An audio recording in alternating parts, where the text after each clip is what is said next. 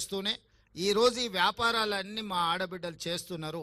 తొందరలోనే మహిళా సంఘాలకు డ్రెస్సులు రానట్టున్నాయి, డిజైన్ కూడా అయిపోయినాయి. సంవత్సరానికి 2 మంచి జతల చీరలు ఏ సంఘం మీటింగ్ పోయినా మీరు ఆత్మగౌరవంతో ఒక మంచి డ్రెస్ కోడ్తోని మంచి క్వాలిటీ ఉన్న వాటిని ఇవాళ ప్రతి ఆడబిడ్డకు 2 చీరలు ఇవ్వాలి అని చెప్పి దాదాపుగా నాకు తెలిసి 67 లక్షల మందికి 1,30,00,000 పైగా చీరలు, ఒక్కొక్కరికి 2 జతల చీరలు సంవత్సరానికి ఇవ్వాలని మన ప్రభుత్వం నిర్ణయం తీసుకున్న. దాదాపుగా 1000 కోట్ల రూపాయలు మీ చీరల కోసమే ఈరోజు మా ఆడబిడ్డలకు మీ సోదరుడుగా ఈరోజు మీకు చీరలు కానుకగా ఇవ్వాలని సంఘంలో చేరిన సభ్యులకు ప్రతి సంవత్సరం 2 చీరలు ఇవ్వాలని ఇవాళ ప్రభుత్వం తీసుకున్నాం.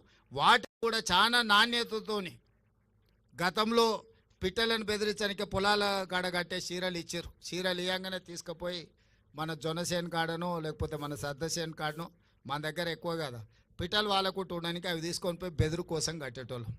అట్లా కాకుండా ఇవాళ మన సొంత ఆడబిడ్డ పండుగ పూట ఇంటికి వస్తే ఎట్లయితే మనం బట్టలు పెడతాం అంత నాణ్యతతో కూడుకున్న 2 జతల చీరలు సీతక్క నాయకత్వంలో ఈరోజు మీకు ఆ చీరలు కూడా ఇవ్వాలని మన ప్రభుత్వం నిర్ణయం తీసుకున్నది. ఇవన్నీ కూడా మీ ఆశీర్వాదం ఉండబట్టి మీరు అండగా నిలబడబట్టే ఇన్ని కార్యక్రమాలను మనం చేసుకుంటున్నాము. ఇవన్నీ భవిష్యత్తులో ఇంకో కొనసాగాలి అంటే మీరు సంపూర్ణంగా మద్దతు పలకాలి. ఏ కుటుంబం కూడా ఒకటే రోజు ఒకటే సంవత్సరంలో అన్ని సమస్యలు తీరవు. మనం ఇల్లు కట్టాలన్నా ఇంటి ముందర అలుక్కోవాలన్నా పండుగ చేసుకోవాలంటే కూడా ఇల్లు అలకంగానే పండుగ అవుతుంది అని పెద్దలు అన్నారు కదా. అట్లనే ఒక్కొక్కటి పరిష్కరించుకుంటూ వస్తున్నాం.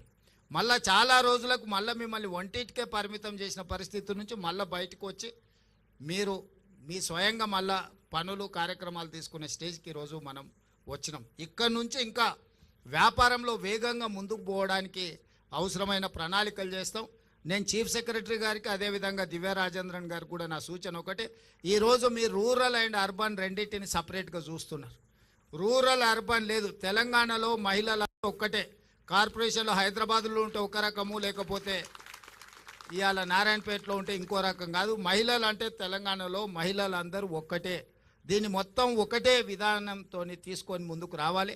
దీనికి సంబంధించి ఒక ప్రత్యేకంగా మొత్తం వ్యవస్థను ఏర్పాటు చేయాలి. హైదరాబాద్లో ఉన్న వాళ్ళు ఎవరు? మా నారాయణపేట మక్తల్ నుంచో, లేకపోతే దేవరకద్ర నుంచో, కొడంగల్ నుంచో, లేకపోతే కల్వకుర్తి అచ్చంపేట నుంచో, మక్తల్ నుంచి పోయిన వాళ్ళే హైదరాబాద్లో ఉన్నారు. ఎవరు ఉన్నా మన చుట్టాలే కదా, మనోళ్ళే కదా ఎవరైనా, ఇక్కడైనా అక్కడైనా. అందుకే ఇప్పుడు అర్బన్ వేరు, పట్టణ ప్రాంతాలు వేరు, గ్రామీణ ప్రాంతాలు వేరు మహిళా సంఘాలకని గత ప్రభుత్వం నిర్ణయాలు ఉన్నాయి. ఇప్పుడు అట్లా కాకుండా మహిళలు అంటే మహిళలందరూ ఒక్కటే. తెలంగాణ రాష్ట్రంలో 1 కోటి మంది మహిళల్ని స్వయం సహాయక సంఘాలలో సభ్యులుగా మార్చాల్సిన అవసరం ఉన్నది. మన చుట్టాలు ఎవ్వరున్నా సంఘాలలో చేర్చండి. 1 కోటికి మనం చేర్చుకోవాలి.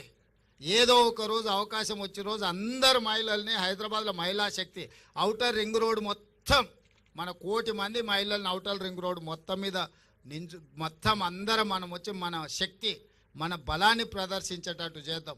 ఆ రోజు అరుణమ్మ గారి సహకారంతో ప్రధానమంత్రిని కూడా పిలుద్దాం. తెలంగాణ మహిళా శక్తిది, మాకు నిధులు ఇవ్వండి.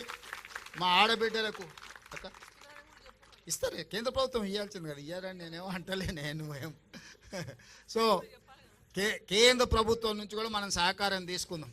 ఇది రాష్ట్ర కేంద్ర ప్రభుత్వాలు ఇచ్చిపుచ్చుకునే ధోరణిలో ఉండాలి. ఎన్నికలు వచ్చినప్పుడే రాజకీయాలు, మిగతా సమయంలో అభివృద్ధిలో వాళ్ళ వాటా వాళ్ళు, అత్తగారింటి నుంచి అయినా తల్లిగారింటి నుంచి అయినా ఏదైనా పిల్లల మంచి కోసం వస్తుందంటే వద్దనేదే ఉంది. ఇప్పుడు అరుణమ్మకు ఇది తల్లిగారిల్లు, అవతల అత్తగారిల్లు.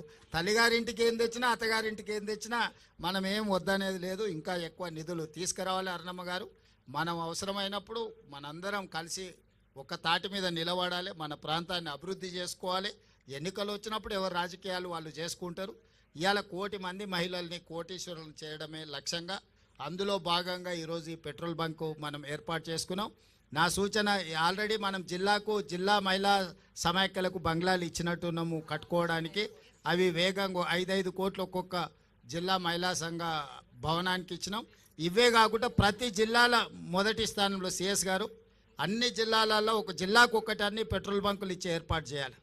ప్రభుత్వ భూములను ఎక్కడెక్కడ ఉన్నాయో వేయండి. మంచిగా బాగా వ్యాపారం జరిగే దగ్గర చూసి వాళ్ళకి ప్రభుత్వ భూమి ఇద్దాం.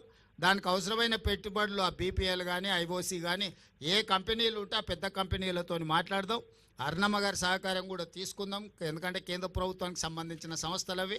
వాళ్ళ నుంచి కూడా పెట్రోల్ కానీ దీనికి కానీ ఏమేం కావాలనో మొదట జిల్లా స్థాయిలో చేద్దాం. తర్వాత కనీసం ఒక్కొక్క అసెంబ్లీకి ఒక్కటన్నా మనం ఈ పెట్రోల్ బంకులు పెట్టించేస్తే ఆ లోకల్ సమైక్యాలకు ఆర్థిక సమస్యలు తీరుతాయి. వాళ్ళ నిర్వహణ కోసం కానీ, వాళ్ళ ఇల్లు అంటే వాళ్ళ ఆఫీస్ కానీ, వాళ్ళ రెగ్యులర్ మీటింగ్లకు కానీ ఎలాంటి ఇబ్బంది లేకుండా ఉంటుంది.